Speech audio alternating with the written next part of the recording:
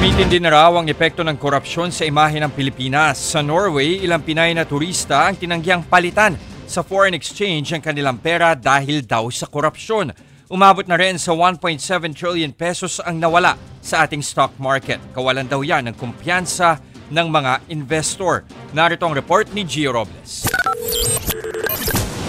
Hindi lang klima ang malamig sa Norway, kundi maging ang pagtanggap umano sa ilang turistang Pilipino. Aberya kasi ang sumalubong sa grupong ito ng mga senior citizen mula Maynila. Tinaboy kasi ang isa sa kanila sa isang money exchange service sa Oslo Airport noong October 6. Ayon yan mismo sa kapatid news anchor na si Gretchen Ho. Kwento niya sa Facebook, tinanong pa raw ng staff sa money exchange service kung taga-Pilipinas ang naturang kaanak ni Gretchen. Hindi raw kasi nila pwedeng palitan ang hawak nilang US dollars dahil sa anyay korupsyon at money laundering sa Pilipinas. Sinabihan din daw ang kanilang kaanak na magpapalit na lang sila sa ibang money exchange service pero wag sa mismong airport. $300 lang naman ang ipapapalit sana. Katumbas yan ng halos 3,000 Norwegian krona o nasa 17,000 pesos. Tinawag yan ni Gretchen na terrible. Ano raw ba ang magagawa dito ng Pilipinas? Medyo in a state of shock yung aking kapamilya kasi first time sila maka-counter ng ganun abroad And considering na yung amount involved dito napakaliit lamang.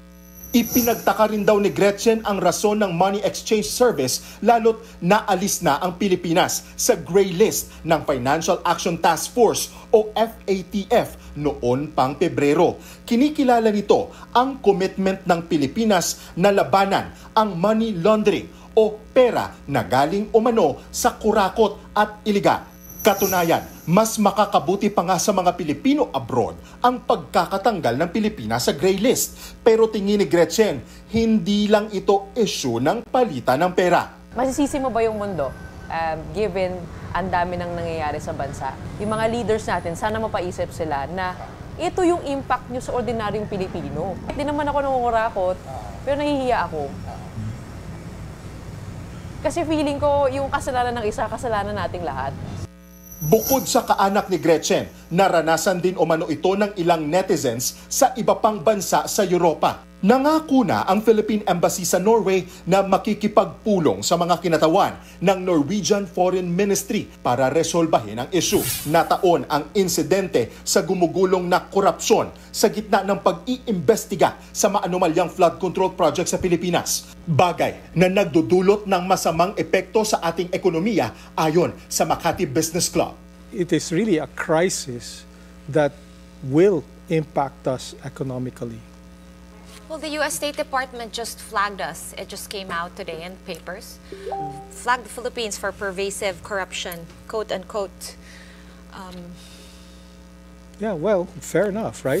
Halos ganito rin ang sentimiento ng grupong United People Against Corruption. Anila, hindi dapat maliitin ang malalim at malalang problema ng korupsyon sa ating gobyerno. For almost weeks or months na pag-iimbestiga, wala pa rin yung pagpapanagot. Kaya kami na pinupush talaga namin na dapat may managot. Yung mga taong bayan na mismo, yung magko-complaint doon sa kanilang magko-complaint doon laban sa mga congressman o sa mga senators o kahit sa sino man yung sangkot doon sa issue.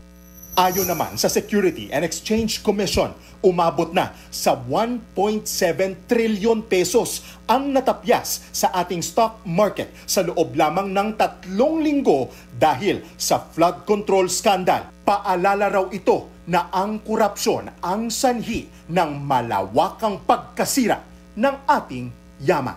Nagbabalita mula sa Frontline, Gio Robles, News 5. Mga kapatid, ako po si Ruth Cabal. Dito tayo sa totoo, dito tayo sa True FM.